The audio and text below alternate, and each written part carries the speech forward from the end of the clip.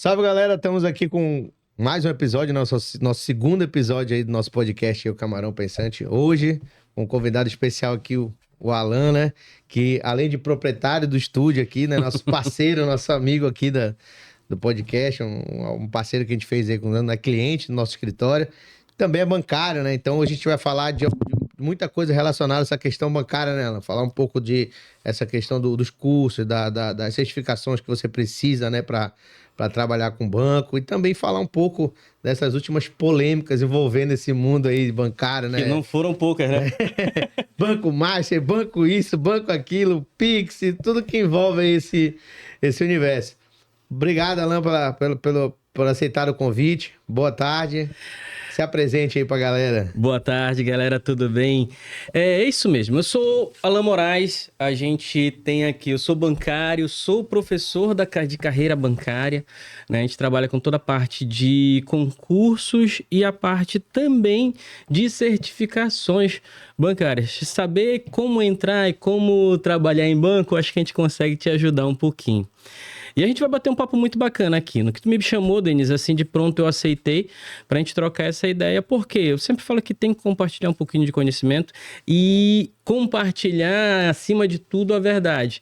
Entender o que tá por trás de tudo isso, o que é realmente fato e o que é falácia, né? Na verdade, eu acho que esse bate-papo vai ser muito interessante por isso, para os teus ouvintes. Show de bola. Cara, isso é um ponto interessante. Eu sempre falo isso aí, né? Quando até fizemos um comentário sobre isso aí no episódio passado que tava falando do Fábio, que às vezes quando a gente fala, defende um ponto de vista, alguém fala, porque tu tá defendendo tal partida. Não, a gente trata de verdade. Principalmente a gente como contador fala muito, mas olha, você pode ter o seu lado político, sua ideologia, sua ideia, mas você não pode ser... Às vezes eu vejo alguns contadores, por exemplo, para defender uma certa ideia, recompartilha umas coisas, a pessoa fala, na época da polêmica do Pix, por exemplo, do rastreamento, eu falava, cara, vocês estão malucos, cara. É uma coisa tão simples, cara. Esse do Pix, eu fiz um vídeo, né, esclarecendo sobre essa questão aí. Cara, o que mandaram assim pra mim lá foi no TikTok que viralizou ele. O que mandaram pra mim, esse com certeza tá recebendo o Pix do governo. Ai, que não sei o quê. E tal, eu ainda brincava lá, eu disse, pô, quem dera que viesse, que seria bem-vindo. Eu também fiz um vídeo, eu falei, cara, eu adoraria receber algum valor pra defender, mas não é, cara, a gente tá defendendo falando a verdade, né, cara? Começa uma teoria, umas coisas absurdas, né? Sendo que a gente tá vendo que é uma coisa simples, né? Eu até falei, cara, ganhou um discurso, mas você via que era uma coisa simples e tal, né? Que na verdade, pouco mudava, né? Era uma questão de ampliação da fiscalização para as fintechs e tal. E aí se começou uma teoria, aí o outro falou, porque tu não sabe? Eu falei, pô, cara, tem que ler o negócio. E era uma normativa, não era nem uma lei. Era uma normativa de 3 páginas, 4 páginas, negócio simples, que era a pessoa ler lá e falar, tá aí, tá explicando e tal, né? Só que a galera criou uma teoria e quando a gente ia explicar ainda era acusado, né? Um ponto engraçado que tu falou agora, é uma normativa de 3 páginas. A galera, assim, pô, é pouco, pouquíssimo, cara. Tu tem textos de lei aí que são 80, né? Mas hoje, cara, se tu parar pra analisar... O pessoal não quer... De um post do Instagram, o pessoal não quer ler a legenda. Ele quer ver só o que tá lá na foto e já deduzir. Exatamente. Tem muitas vezes que na legenda tá as coisas, o pessoal tá perguntando no comentário sobre aquilo. Então, hoje, o acesso das coisas tem que ser muito fácil. Eu acho que as pessoas... desculpa o termo, né? Mas parece que estão emburrecendo a determinado ponto de não querer... buscar um conhecimento muito fácil e acessível. Sim. Né? Um dos pontos que eu bati muito nessa questão lá do Pix foi justamente isso. Eu disse, gente, tá explícito.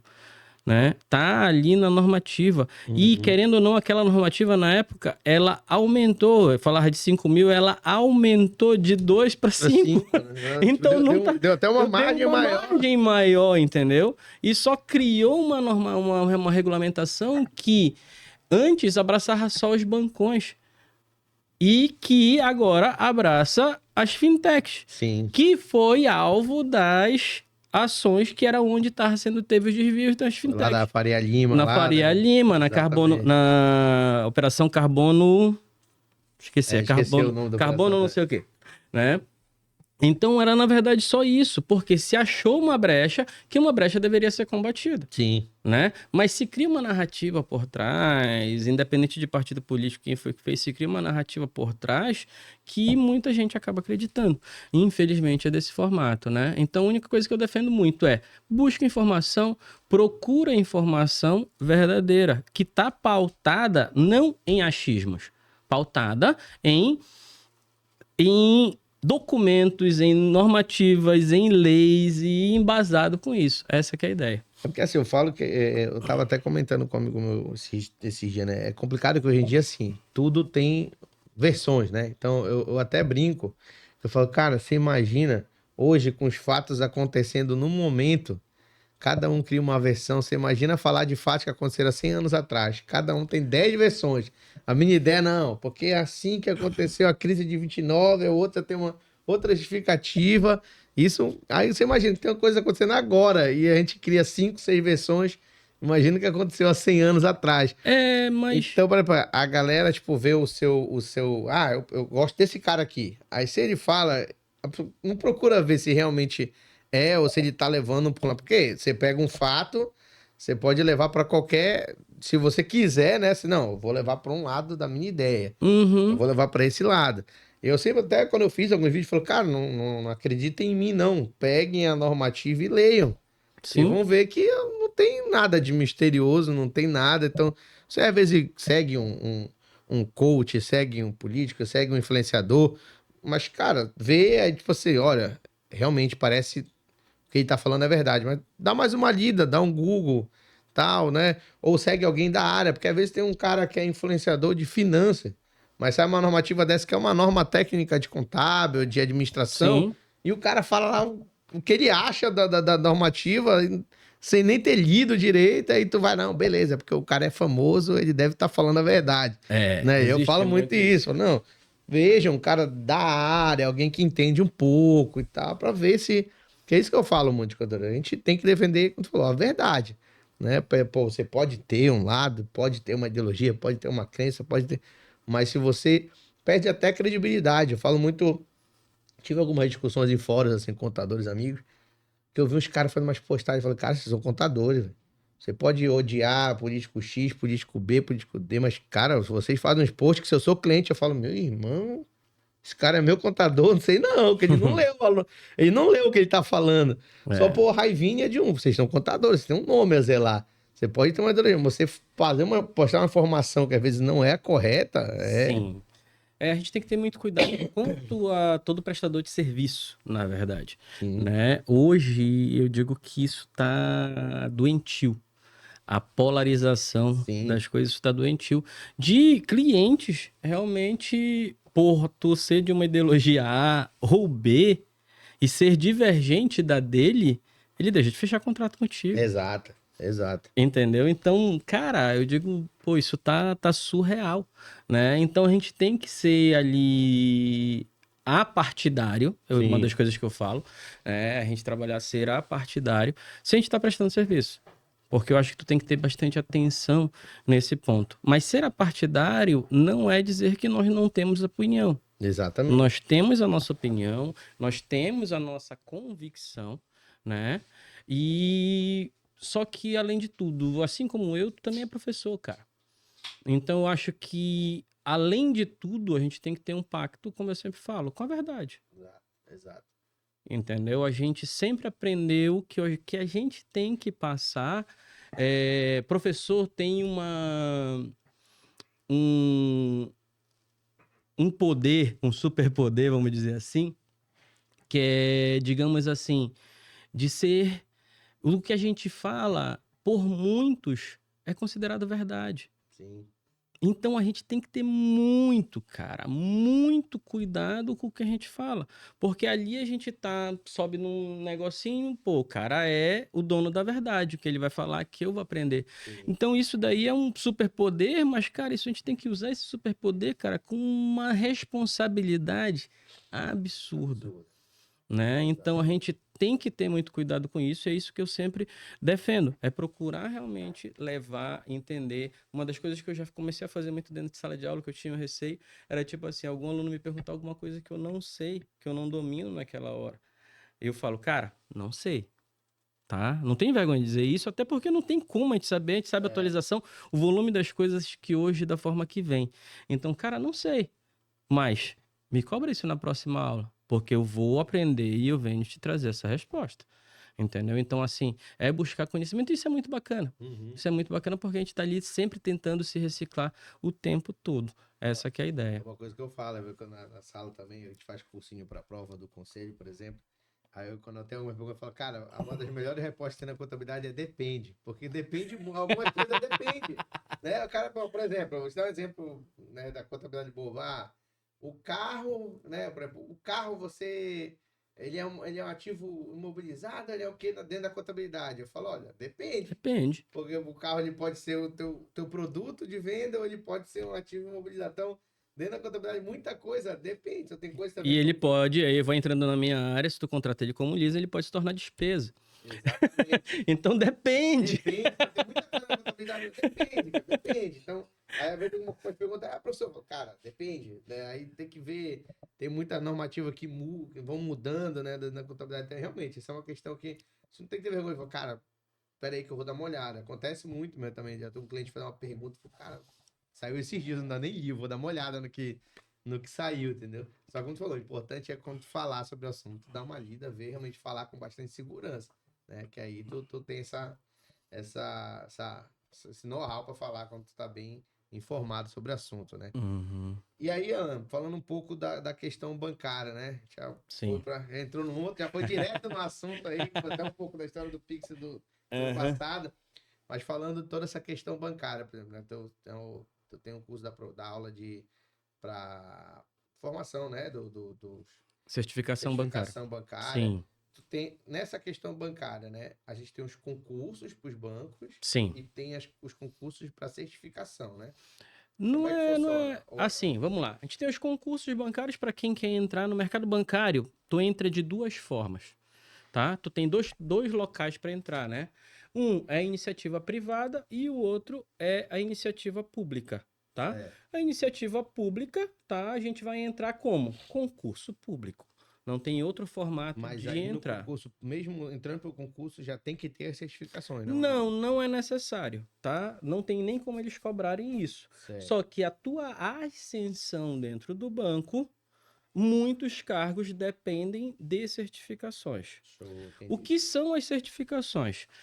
A gente dentro do banco, dentro do mercado bancário, assim como acho que tem na contabilidade, nós temos o que a gente chama de autorregulação. Nós temos a regulação. Quem é o regulador?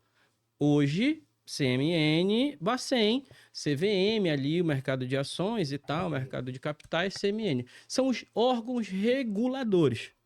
Só que os bancos não satisfeitos, né?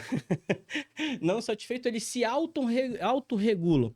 Eles criam como se fossem associações para criar um outro conjunto de normas, tá? De boas práticas, né?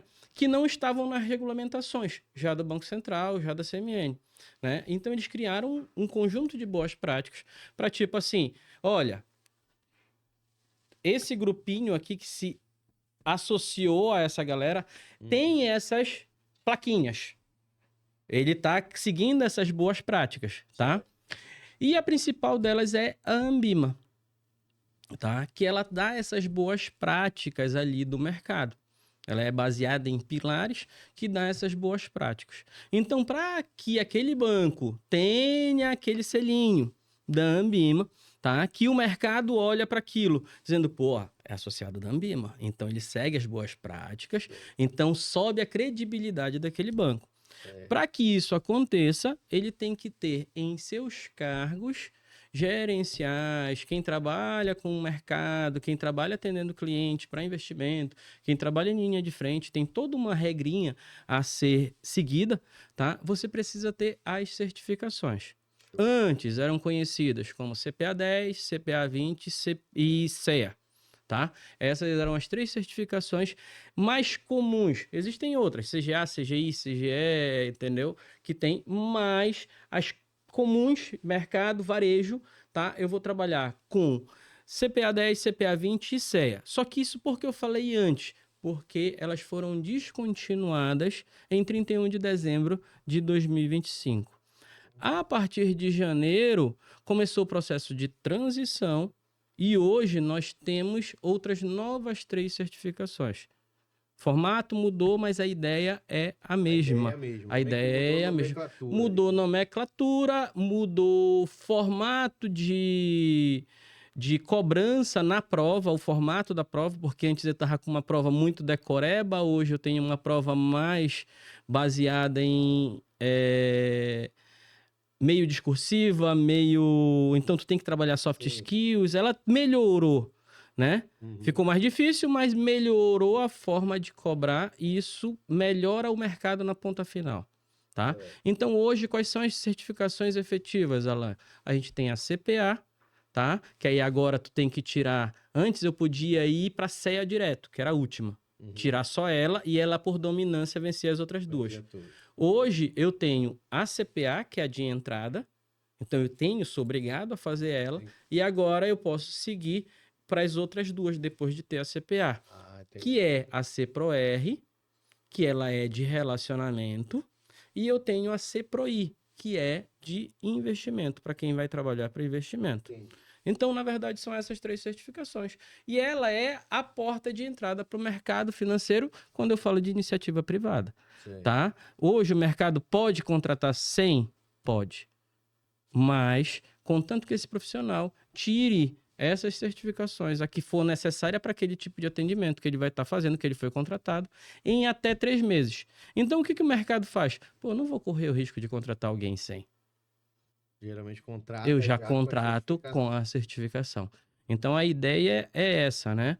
E tem uma demanda muito grande no mercado, constante nisso daí. A gente sabe que o turnover nos bancos é muito alto e muito por conta dessas certificações. Os bancos privados, eles contratam com demanda, eles currículo, faz algum tipo de concurso também? Currículo. Quando tem a vaga, entra no currículo, vai lá e chama. É como tu falou, geralmente eles vão priorizar Vão priorizar, eu não vou ter dor de cabeça, cara. Vou ficar cobrando um cara, eu já vou cobrar ele no banco, quem sabe trabalha em banco, já vou cobrar ele um monte de meta. Ainda vou ter que cobrar mais que ele faça certificação. Não, pega um cara já pronto.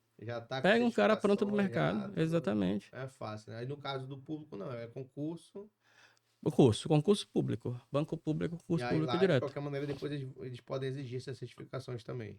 Exatamente. Dentro do banco, aí acontece, do banco privado, público, né? Acontece já o quê? Como eu tenho para galgar atendimento, por exemplo, vamos lá, CPRO-R, relacionamento. Dentro do banco, a gente tem investidores qualificados e investidores profissionais, né? Então, assim, quem vai atender público que é investidor qualificado, tá?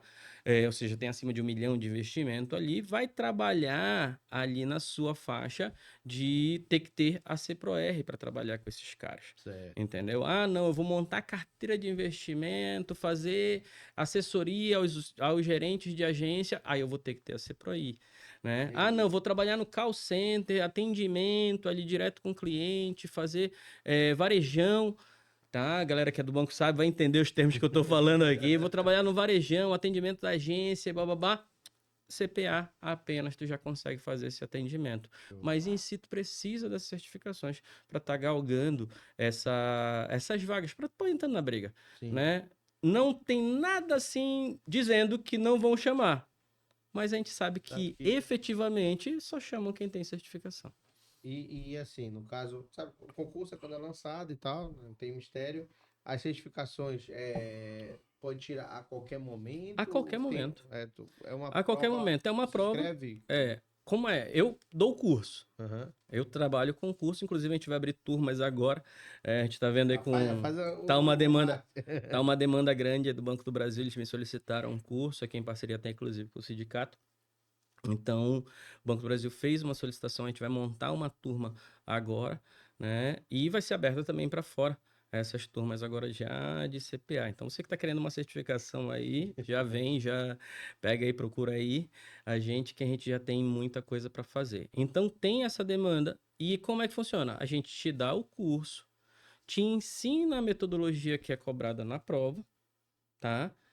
E te dá N exercícios para te fazer e te acompanha quando tu estiver pronto para fazer a prova. A prova, como é que funciona? Eu vou lá na Ambima, gero o boleto, pago. Pagou, abre o calendário. Aí tem diversos dias na semana que tu vai conseguir marcar para agendar e vai fazer. Tava se fazendo no polo da FGV, não sei se ainda tá. E eles estão fazendo no polo da Prepara, lá em Coraci também. Tá? E tem outros, em todos os municípios tem. Eu já fui fazer a minha prova do CEA foi em Imperatriz. Longinho. Não, eu fui, cara, e foi assim, engraçado. Esse episódio da minha certificação CEA foi impressionante. Porque o que é que aconteceu? Eu tava estudando, né? E eu disse, eu vou fazer o CEA. Qual era o meu plano? Meu plano, na verdade, tava fechando a empresa, né? Tava querendo voltar para o mercado bancário. E eu digo, eu vou fazer minhas certificações de volta, que tinham vencido todas, né? Sim. Eu disse, a onda é o seguinte, eu vou fazer o CEA, entro no CEA, volto para um banco, depois faço a Ancor, faço minha carteira de novo, faço meu nome de novo, faço a Ancor e vou para a assessoria de investimento, que era para onde eu queria ir, para XP, né? Bacana. Comecei a estudar. Eu disse, não, daqui a 3 meses eu faço a prova. Isso em novembro de 2020. Pandemia. Aí a pandemia suspende as provas da Ambima. Fecha os pontos. Não vai em lugar nenhum fazer prova Tudo presencial. fechado. Tudo fechado. Aí eu digo, pelo amor de Deus, e eu estudando. Aí em casa direto, e eu estudando. Estudando. Pirando o cabeção, estudando. Aí, quando foi em setembro, saiu a Ambima começou a fazer prova de novo. Já 2021, no 21, né? Começou a fazer prova de novo. Aí eu disse, pô, é agora. Só que tinha que respeitar o decreto municipal. E o decreto municipal em Belém ainda estava fechando as escolas. Aí a Ancor soltou a prova faça em casa. Tu fazia online. No computador. A prova do conselho também. Teve um ano, 2 anos. Aí eu peguei e fiz em casa a prova, né? E passei na Ancor. Eu passei e me chamaram na XP. Foi quase que imediato. Passei uma semana em bate-papo com os caras, entrei na XP. Né? E tava em outubro, foi no meio de setembro, eu disse que eu me dei de presente de aniversário. A prova eu fiz no dia 18, né? A prova da Ancor. Então, 18 eu passei. E em outubro, 1º de outubro, eu já tava na XP. Aí comecei a trabalhar na XP. Aí quando foi... E eu estudando, porque eu queria fazer o CEA. Aí quando foi em dezembro, liberaram... Não tava liberado ainda Belém, só que abriram em Imperatriz. Aí eu me inscrevi. Me inscrevi em Imperatriz, fui bater lá em Imperatriz. Fui bater lá em Imperatriz. Fui à noite, prova no outro dia, fiz a prova, passei e vim embora. Que eu, tipo assim, sabe aquele negócio, cara, quando tu estuda, eu falo muito isso para os meus alunos. Tu estuda, cara, tu tem que ter uma linha de chegada. Sim. Se tu não tem essa linha de chegada, cara, tá acaba desmotivando. Tá acontecendo isso com vários alunos meus que estão estudando desde o ano passado para o Banco do Brasil com uma promessa de ser o edital e o edital não sai. É ruim.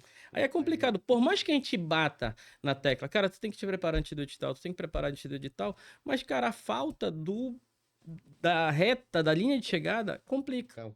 Entendeu? Complica. Ainda mais quando ela se perdura muito. Então, acaba dando mais segurar essa galera na motivação, às vezes é um pouquinho complicado. Mas essa que é a ideia. Imagina. Pois é, cara. Então, pô, deu uma apanhada aí de como funciona esse universo bancário, né? Essa questão das certificações mesmo eu não sabia. Eu achava que era regra ter que ter. Mas como falou, não é uma exigência, né? Tipo assim, não é obrigado, mas em via de regra acaba sendo para os bancos. Para entrar não, mas lá dentro, vai ter que ser por exemplo, eu não tenho como manter um gerente de relacionamento se ele não tiver certificação. Ele vai ser descomissionado. O caso do Banco do Brasil, que está essa demanda agora, o que é? É um cargo específico do banco que eles têm até o final do ano, até 31 de dezembro, para ter a certificação CPA. Se não tiver, eles vão perder a comissão. Putz. Entendeu? Então, por isso que tá essa correria. Foi por esse ponto de chamar e para a gente pegar e montar o curso. Sim. Né? Então, essa que é a ideia. Então, os caras precisam para determinadas certificações, determinados cargos. Sim. Por quê? Senão, a Ambima diz, pô, como é que esse cara tá atendendo, se ele não tenha... tá? Se ele não tem conhecimento suficiente para estar atendendo. Entendeu? Não tenho como... Aí quem vai ser multado? O Banco do Brasil. Porque ele tá com o selinho lá que ele respeita as boas práticas. Ah, é frescura do banco? Não. Ele tá com o selinho que respeita as boas práticas, mas não tá cumprindo as boas práticas. Tá cumprindo, sim, determinado. Entendeu? Então a Ambima tem que entrar. Os outros bancos dizem, ei, que onda é essa, banco? Entendeu? Então, é para isso a autorregulação. É para ter ali realmente regulações que eram não supridas pelo regulamentador, que ele é focado mais realmente em outros aspectos, né? Compliance, alguma coisa assim. E aqui ele trabalha mais ali específico no atendimento, equilíbrio do mercado, essas coisas. Sim, tá? Entendi. Não, cara, é um universo muito interessante, né, cara? Não, é sério, é um universo que às vezes as pessoas não conhecem. Eu mesmo, eu fui, do ano passado, eu fui escutar um pouco mais sobre essa questão das certificações e tal, né, como é que funciona toda essa questão do universo bancário, né, cara? Que a gente pensa que não é, mas cada área, né, específica tem ali um universo. Né? Tem na contabilidade, tem todo um universo que envolve alguns cursos. Esse dia mesmo, um amigo meu que estava me ligando para falar perguntando, por exemplo, sobre a questão da perícia contábil, né? Eu estava explicando algumas coisas que eu escutei, na verdade, lá dentro, né? Conversando com alguns peritos. Eu falava, mano, por exemplo, né? Vou citar um exemplo, que tem uma lista, tem uma certificação também dessa, como se fosse uma certificação dentro do conselho, que tu entra numa lista de peritos, né? Tu é uma prova que tu faz. Só que nem uma vez eu escutei de um próprio perito. Falei, cara, como a perícia era uma coisa judicial, o juiz ele vai determinar os peritos que ele já conhece. Então pode ter 200 mil na lista.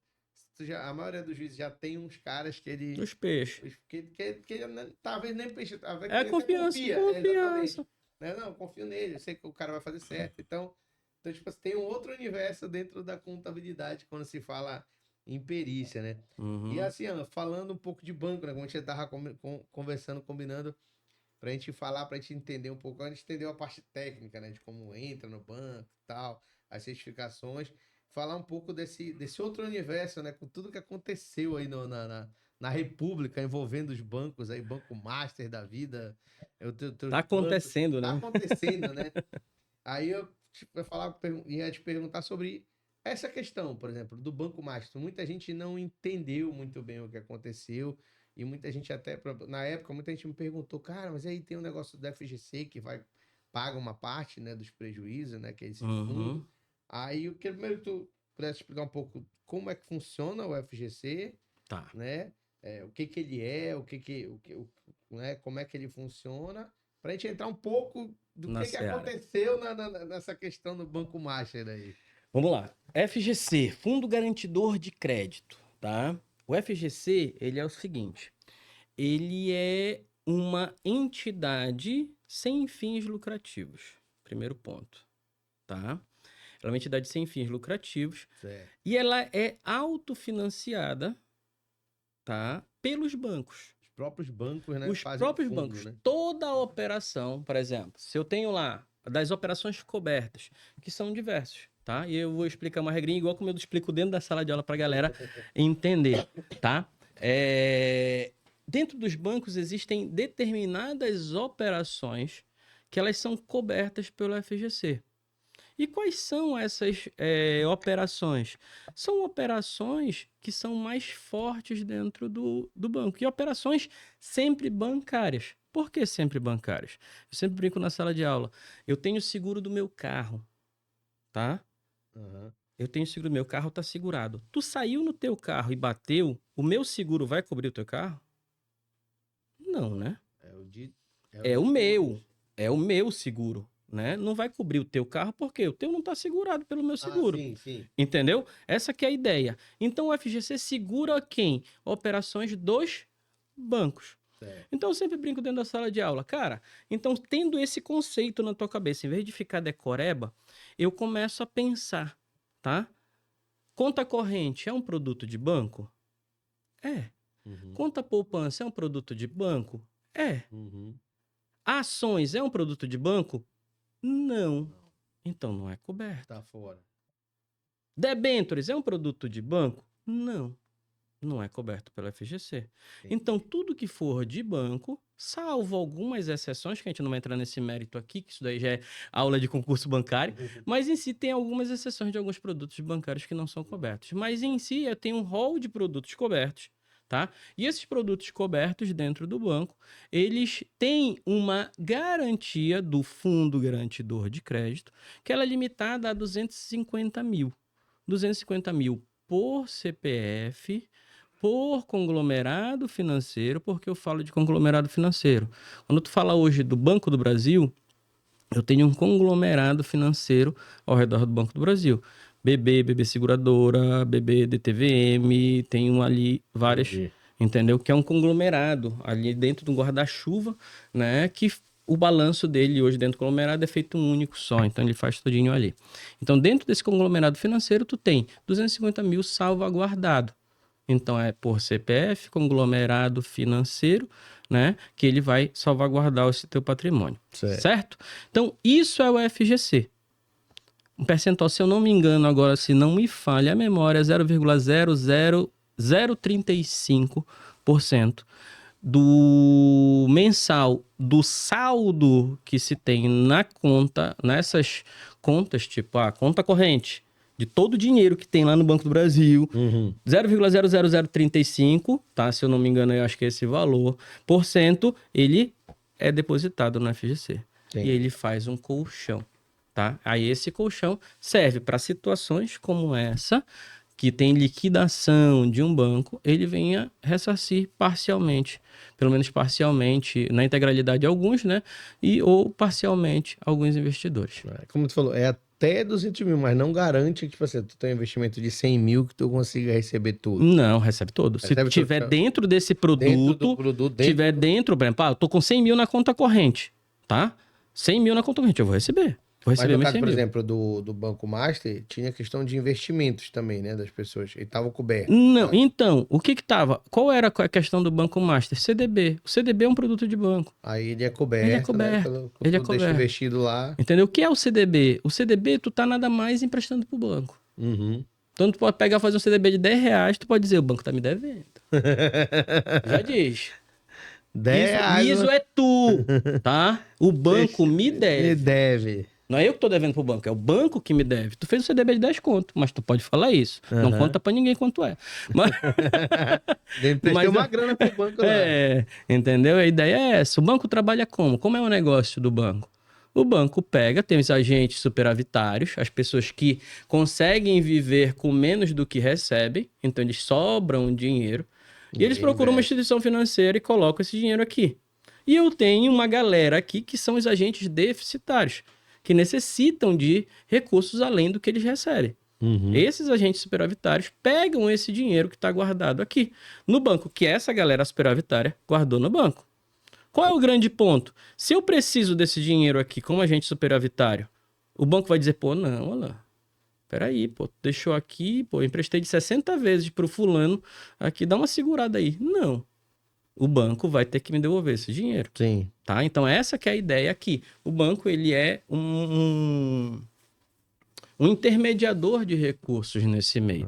Ele usa esse teu dinheiro para... Só que aquela, como tu falou da lógica do seguro, é uma certa lógica também do seguro nisso, porque no caso, né, por exemplo, ele pega, vamos dizer, eu tenho 10 mil sobrando, tem 10 mil sobrando, o Fábio que não veio hoje, tem uma dor de barriga nele, pega 10 mil do Fábio, aí pronto, temos 30 mil, né, de 3 pessoas. E aí ela vai emprestar pro nosso Flash que tá gravando ali, ele é igualzinho o Flash do filme. Aí ele vai pegar as 30 mil e emprestar pra ele. Daí ela pega 10 mil, 10 teu, né, 10 de mais outro, ela pega 10 de cada, ela vai pegar 30 pra ele, 20 pra outra. Ela pega de várias pessoas, né, pra emprestar, às vezes pra uma, duas, né, e aí ela cobra esses juros em cima da pessoa que pediu emprestada, né, e paga, vamos dizer, ela cobra 10, paga 2, por exemplo. Exatamente. 1, você vê, por ano, né? Sai 1,12. Mas isso eu gosto, cara. Como bancário, pô, eu gosto pra caramba. PLR, paga meu salário. Como bancário é ótimo, né? E, inclusive, essa foi uma das polêmicas aí do Banco Master, que, na verdade, o CDB eles pagavam 1,20, né?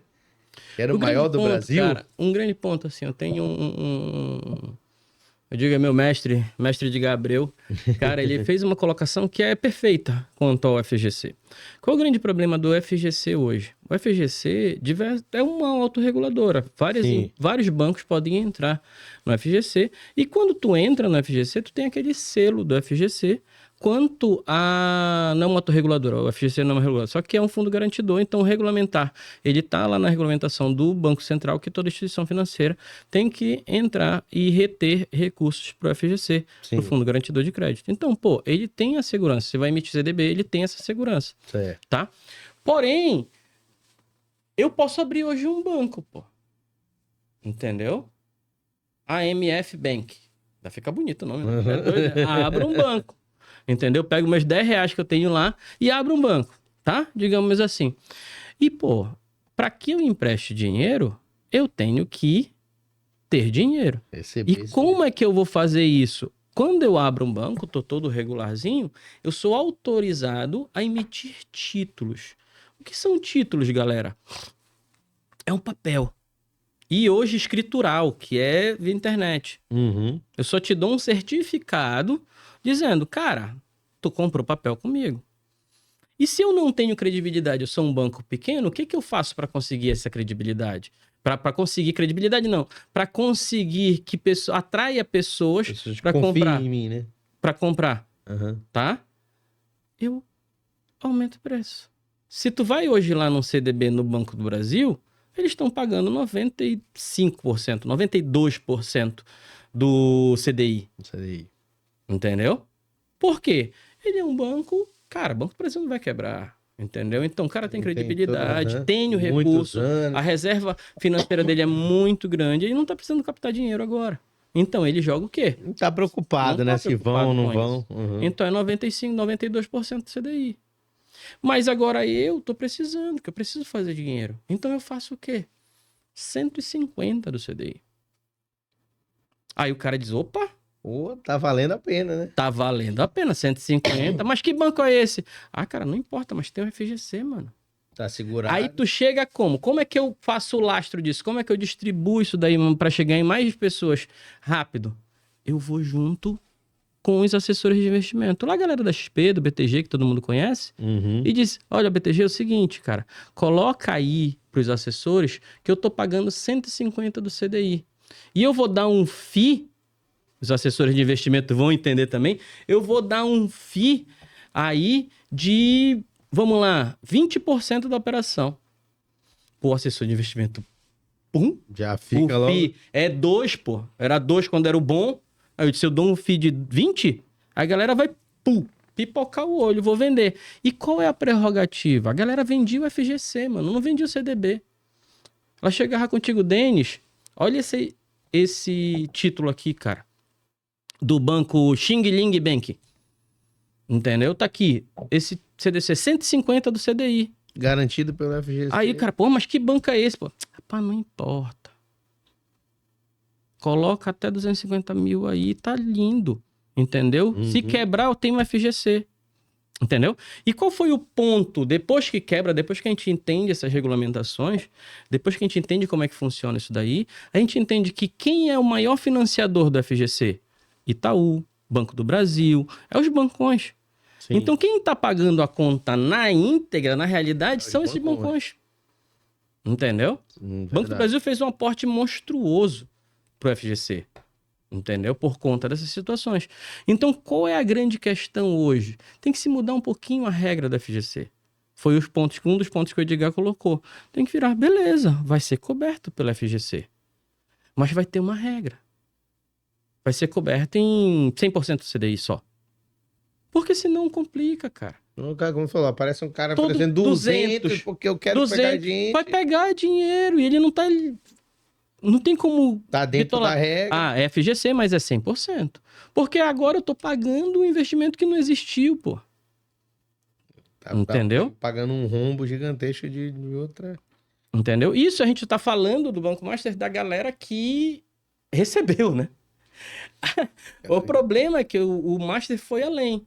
Ele usou de articulações políticas, usou de lobbies ali para conseguir tirar recursos muito superiores a 250 mil, entendeu? Sim.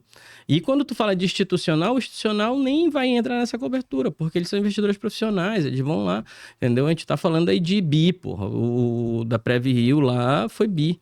Macapá, 300 e poucos milhões, entendeu? Então, assim, são todas as RSS, né? Que são os regimes de seguridade dos servidores, né? Então, eu tenho essa galera aí que tem os fundos locais que, pô, nem sabiam, né, que o dinheiro estava indo. Tava indo. Na verdade, é isso. Eles dão autonomia para os gestores e os gestores foram embora. E assim, o que muita gente não entendeu, e ela também, como funcionou de fato esse esquema onde foi o roubo, no caso do Banco Master, no caso do Banco Master? Cara, assim... Eles pegaram muita grana. Na verdade, eles fizeram o quê? E ele gastou e não tinha como pagar a galera. Mais ou menos isso? Na verdade, assim, como é que era a onda? Ele ficou... A liquidez dele foi embora. Porque assim, o que acontece? Ele captava... Vamos lá, captou 10 bi. 10 bi nisso daí, certo? E esse bi, ele ele tem que fazer o esquema contábil da história, né? Então, eu tenho que peguei 10 bi, né? E eu tenho agora um lastro para fazer esse investimento. Aí ele começa, vou jogar para um fundo, vamos lá, REAG. Vou jogar para um fundo, né? Joguei para esse fundo fazer esse investimento. E a REAG começou dizendo que, tô investindo nisso, tô investindo naquilo, tô investindo, e não investia. Sim. Maquiando retornos que não existiam. Não existia. Entendeu? Então, quando se descobre realmente a cagada, o que aconteceu? O que estava se dizendo, maquiando o investimento que estava saindo e que estava rendendo, não, a gente está rendendo aqui 10% ao mês, digamos, tá? Então, todos os investidores, ele balanço, o balanço desse fundo tá tudinho. Na verdade, não, tava num prejuízo esse fundo de 50%. Então, quando tu vai olhar realmente, ali, investiu 10 bi naquele um fundo e, o que realmente voltou de lá foi 1. Quando parou a parada, parou a sangria, foi realmente 1. Onde alertou realmente na liquidez do banco. Né? Quando alertou ali o Banco Master, foi falta de liquidez. Por quê? Começou a ter os burburinhos. Aí começou a galera tentar tirar teu dinheiro. Quando tentou tirar o dinheiro, não tinha liquidez. Não tinha liquidez. Aí foi o problema. Aí ele começa a travar. Não dá pra tirar. Não dá pra tirar porque não tem liquidez. Aí entrou o bolo do BRB, que ia comprar o banco e tal. Não sei o quê. Todo aquele 9 horas que a gente tá nessa novela mexicana aí, que é bem longa. Cara, sabe, assim, uma coisa que eu comentei com alguns amigos, tava falando esses dias até com meu tio, né? É um dos meus clientes. Falou, cara, assim, pra mim, o que é legal dessa história é que, assim, eu sou um cara meio... Eu falo aqui, né? São meus amigos mais próximos, eu conheço, eu sou meio anti-coach. Cara, como eu tenho raiva desse discurso. Ontem eu peguei... às vezes eu não resisto e comento, mas eu tô falando, não vou me estressar. Porque eu vi um post do cara, enquanto você tá triste com a seleção... Eu tô aqui pensando nos meus 3 clientes pra fechar amanhã. Um coach desse postou. Eu falei, puta que pariu, agora tá proibido ser feliz ou triste. Pô, quer dizer, eu tenho uns 3 amigos empresários que estão lá nos Estados Unidos curtindo a Copa. Tem uns 4 clientes que estão, quer dizer, os caras têm empresa, tão rico, milionário, estão curtindo a Copa. De lá eles mandam mensagem perguntando, uma coisa tem nada a ver com a outra. Quer dizer, e os caras têm um discurso. Mas por que eu tô falando isso? Porque eu vi umas palestras do Vocário falando, tipo, olha, você tem que ter foco, determinação. E quando você vê as conversas, você percebe que o Vocário era um idiota. O Vocário, tipo assim, pelo que eu entendi um pouco, eu tô vendo, ele não era o operador total, tinha outras pessoas, meio que ele era o cara só que bancava a festa. Sim. Era o cara que falava, meu cara, tem que passar o dinheiro pra aquele ali, Vocário, tem que passar pra aquele ali. O Vocário. Mas tinha outros cara caras. bem relacionado. Mas tinha outros caras que, tipo, acho que quem pensou no esquema foi outros caras do lado. Porque o Vocário, assim, o Vocário é um idiota. Ele é um idiota, vê a conversa. Outra coisa, cara, porra, às vezes você, por exemplo, seu amigo te pedir pra, olha, eu vou depositar dinheiro, um negócio besta, tu já fica desconfiado de falar. Ele ia lá com a menina que ele ficou não sei onde, pô, porque eu tenho um esquema com o Lula, tenho um esquema com o cara, tenho um esquema não sei com quem, eu tenho que pagar não sei quem, eu tenho um esquema com... Aí, quer dizer, tinha acabado, aí uma menina que ele ficava, aí você ia contando com quem ia se reunir. Eu vou me reunir com não sei quem, eu vou me reunir com o Flávio, vou me reunir com não sei quem. Olha, eu vou falar com o ministro do Toffoli hoje. Falei, cara, um cara idiotão, parece que ele tava vivendo Criado com vó. deslumbrado, assim. Tava fazendo o maior esquema da República. E ele, hoje eu tenho minha reunião lá na presidência. Hoje eu tenho minha reunião com os caras do Senado, contando assim pra Deus e o mundo. Cara, é o exemplo de que esse papo coach é só porque o cara era um idiota e conseguiu ficar bilionário. Então, assim, não, é uma coisa, não tem nada. Lógico, né? Eu falo muito que você ter força de vontade e determinação não é o que vai tirar, é o básico. Sim. É o básico, não é que, nossa, você correr atrás, você. Não. Correr atrás é o básico que você tem que ter. Né? Mas tem muitos outros fatores que vão te levar para conseguir ou não uma coisa. E o Vocário é um exemplo disso, que eu vi assim, quando eu for ver as conversas, vendo tudo que aconteceu, era um idiotão criado com o Voc, falava bobagem pra cacete e conseguiu ser operador dos maiores esquemas de corrupção do Brasil, entendeu? Então, assim, parece que tinha outras pessoas, assim, que faziam todo... Ele era só o cara que bancava a festa. Olha, vai lá, tem que pagar 1 milhão pra isso aqui, tem que pagar 1 milhão pra isso aqui.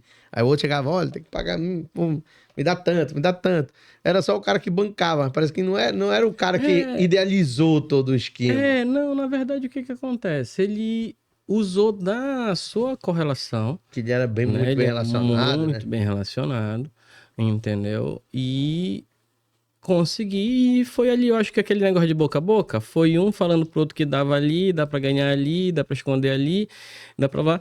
Nada mais, cara, muita coisa ele fez lavagem ali dentro. Sim. Muita coisa fez ali dentro lavar dinheiro.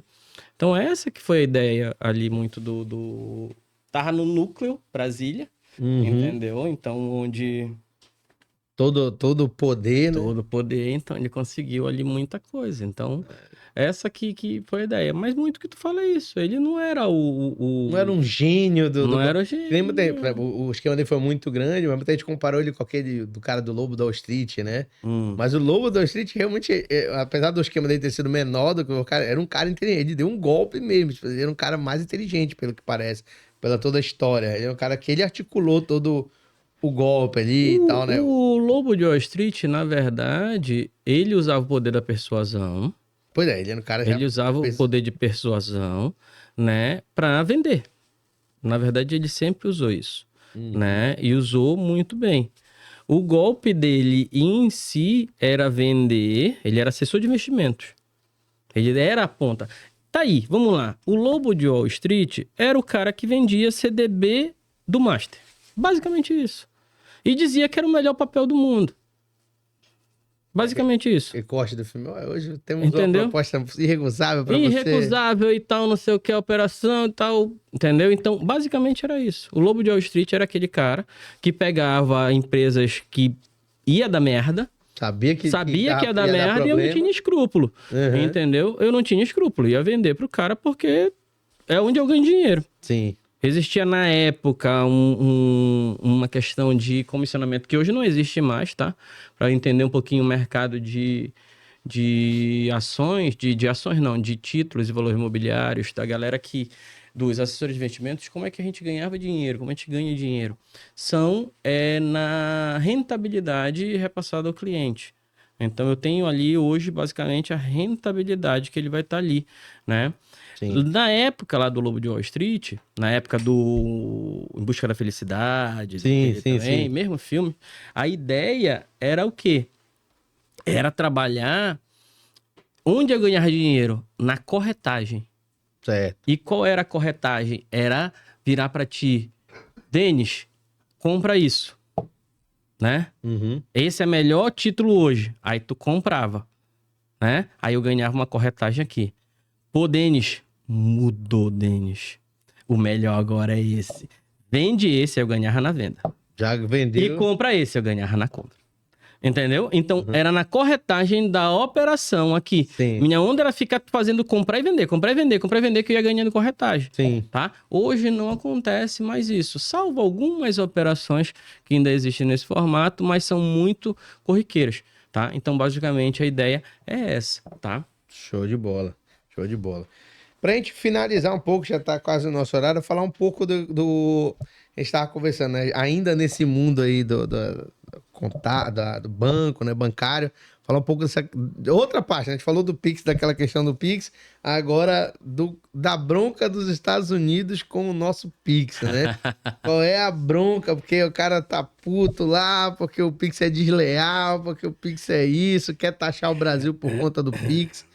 E aí, pode falar um pouco pra galera qual é a bronca dos Estados Unidos com o Pix, né? Esses dias eu fiz um vídeo meio curto, falando um pouco, eu até falei que, né, algumas pessoas não sabem, a maioria acho que sabe, mas algumas pessoas não sabem, porque o Pix é uma tecnologia brasileira. Né? Foi criada aqui pela nossa Receita Federal, né? Banco Central, então é algo brasileiro. Se eu não me engano, eu vi uma coisa esses dias que tem alguns países querendo, né? Então, no caso, nós venderíamos a tecnologia, exportaríamos.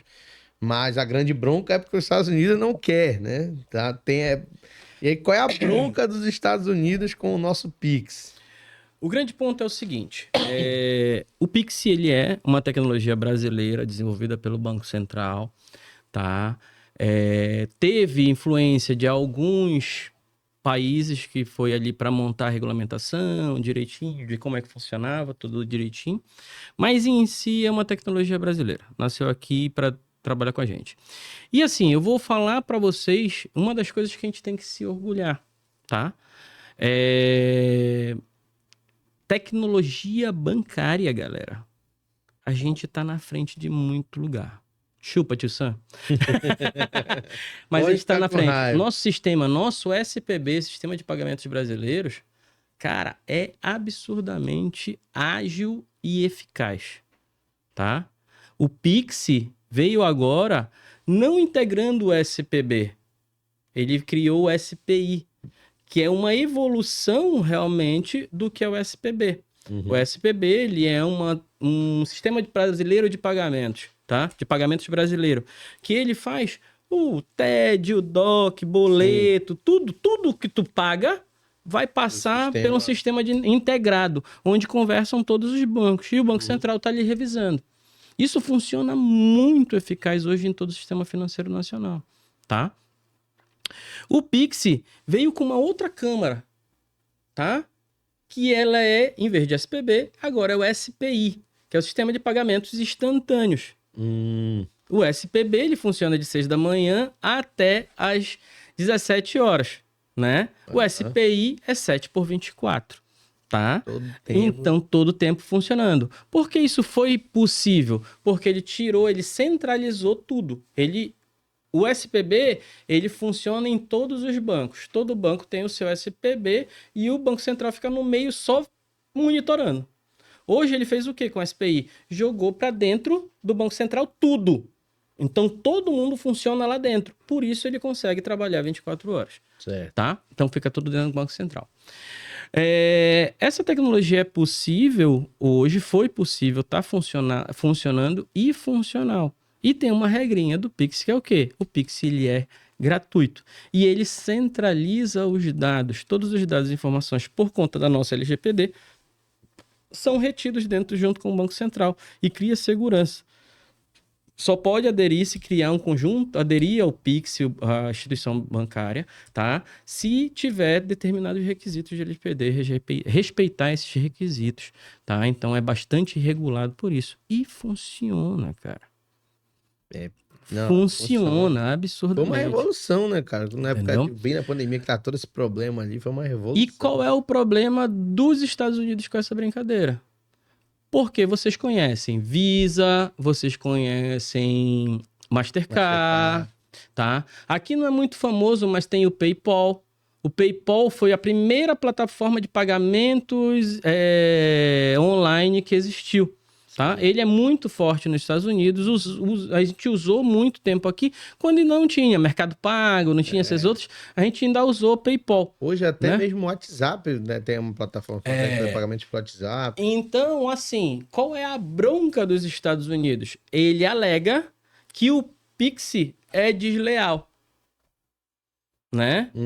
Com as empresas norte-americanas que tinham entrado aqui, né? São muito fortes, Mastercard, com os cartões de crédito e tal. Só que quando surgiu o Pix, muita coisa parou de se usar do Mastercard, então diminuiu muito a receita dos Estados Unidos com essas empresas aqui. Então é esse ponto que ele bate quanto ao Pix. Então ele quer tirar o Pix, ele quer bater contra o Pix por conta disso daí. Até mesmo essa questão do que você falou das informações ficou retida, né? Porque ele não tem acesso às informações. Ficaram aqui. Que quando a gente estava no Mastercard, ficava lá com ele. A regulamentação nos Estados Unidos é diferente quanto a regulamentação no Brasil perante a LGPD, entendeu? Eles não tem outra lei, a lei lá dá acesso institucional e tal, tudinho. Então eles têm isso. Então eles perderam não só recursos com essas empresas, como também perderam a parte de acesso a dados bancários. Entendeu? Então, com isso, os Estados Unidos bate muito. E a forma de represália deles é aumentar tarifas, aumentar do quê? Mas aí vai outra questão que aconteceu lá atrás da gente bater, que, assim, a questão do tarifaço no Brasil. Cara, eu acho que o Brasil teve o melhor acordo possível e imaginável naquela época. Porque ele não abriu mão. Os acordos que foram feitos com a Europa, os acordos que foram feitos ali, cara, abriu muita coisa, investimento muito grande nos Estados Unidos. E aqui a gente segurou a mão. Não. Segurou a mão, não. O Brasil é um país de commodity, galera. Eles precisam do que a gente tem. Bastante. Café. Laranja, mano, é tudo daqui, do suco de laranja sobe tudo, cara, eles consomem muito, a inflação deles vai ferrar com eles, aí vem uma pressão da onde? A pressão não foi daqui, a pressão foi lá deles interna. Ei, tu tá doido? Café, que eles são alucinados por café, o café daqui, praticamente é só daqui. Entendeu? Não tem como. E tipo assim, carne, beleza, tu não quer carne bacana. A gente vende para outro lugar. A China hoje compra, né?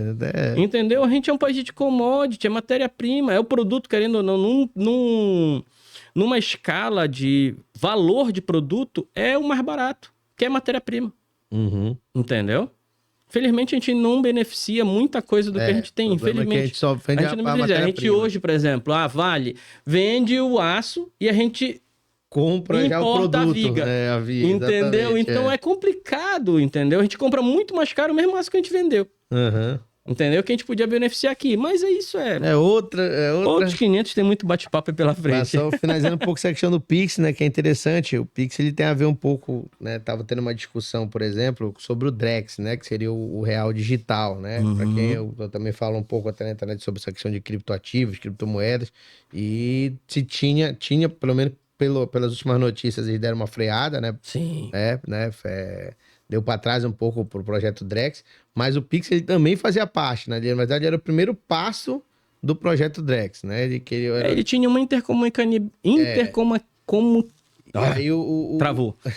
O Drex seria o segundo, já utilizando a mesma plataforma do Pix, né? Para fazer integrado. O Drex não é a mesma plataforma, tá? Só te corrigindo, não é a mesma plataforma, mas assim, um conceito parecido. Um conceito, exatamente. Um conceito parecido, de usar né? a base O Drex, ele diferente do Pix, que ele é 100% brasileiro, o Drex ele compõe uma cadeia de tecnologias já existentes, que são as CBDCs.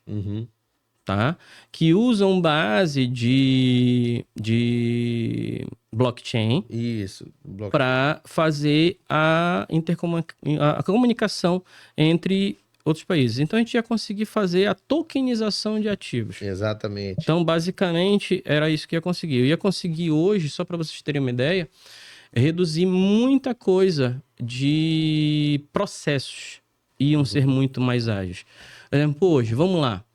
Tu vende uma casa, tá? Para me vender uma casa, eu tenho que pego a escritura, vou lá no cartório, né? Registro a escritura, dali, registro compra e venda e tal, daquilo ali, para poder passar pro Denis, tá? Então, a ideia dali, eu tenho que fazer todo esse processo e tal, tudinho. E para vender de novo, mesmo processo de novo. Compra e venda, registra no cartório, não sei o que, corre para lá, corre para cá, um serviço muito burocrático, tá? O que seria a tokenização? Eu pego essa minha casa, transformo esse documento dela em um token digital. Isso. Transformo ele em Drex. E coloco lá dentro da minha plataforma do Drex, que eu vou ter lá dentro, e vou dizer, olha, a minha casa é um ativo digital. Tá aqui na minha carteira digital, né?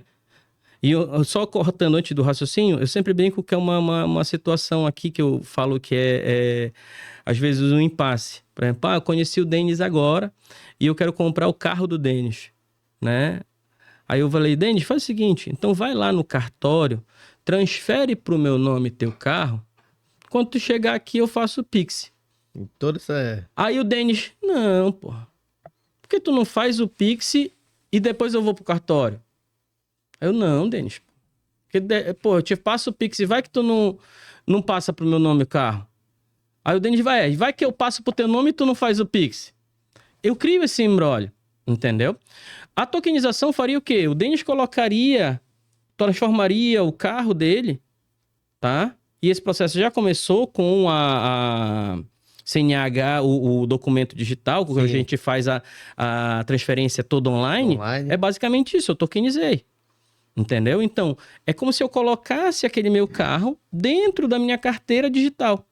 E dissesse, olha, é 50 mil meu carro.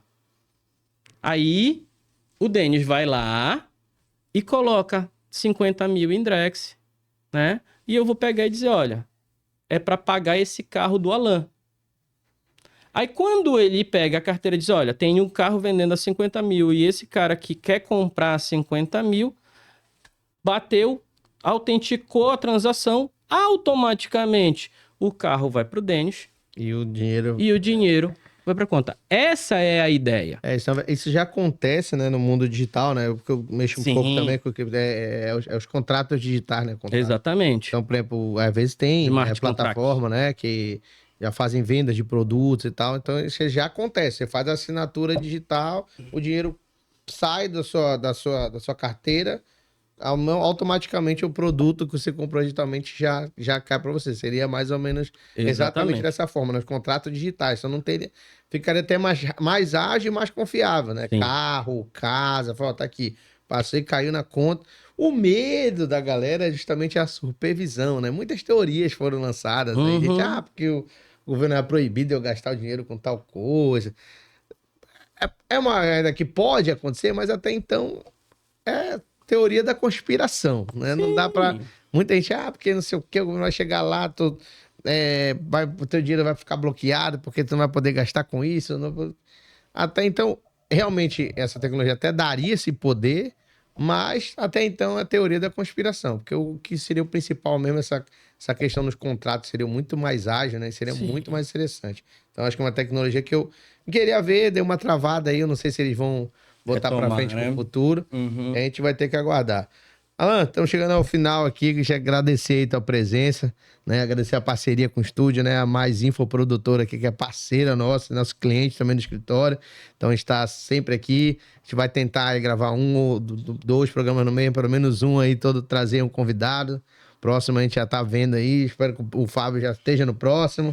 E a gente vai trazer aí, não só da contabilidade, né? A gente vai trazer, como o Alan falou, de banco, a gente vai trazer contadores, lógico, vai trazer clientes para falar, né, sobre o seu negócio e tudo mais.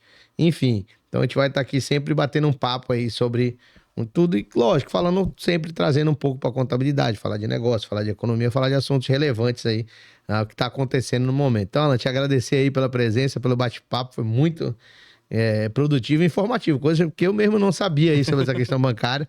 Foi muito legal. Te agradecer aí e pode te despedir da galera pra gente ir finalizando aí. Beleza, Denis. Cara, assim, muito bacana. Eu topo esses... Eu já gosto de podcast natural. Tem o dele aqui também. A gente tem o nosso aqui. E, cara, falar da área que a gente conhece, trazer conhecimentos daqui, eu sempre digo que é muito importante. Levar um pouquinho de... Se eu conseguir plantar um pouquinho de conhecimento a mais, cara, isso daí pra mim já fez ganhar meu dia, né? Pra vocês entenderem realmente do que funciona. E, cara, quantas vezes me chamar, pode contar comigo, meu parceiro. Então é isso. Show de bola. Valeu, Alan. Um abraço, muito obrigado. Cara. Valeu, galera. Até o próximo. Falou. Tamo junto. Valeu.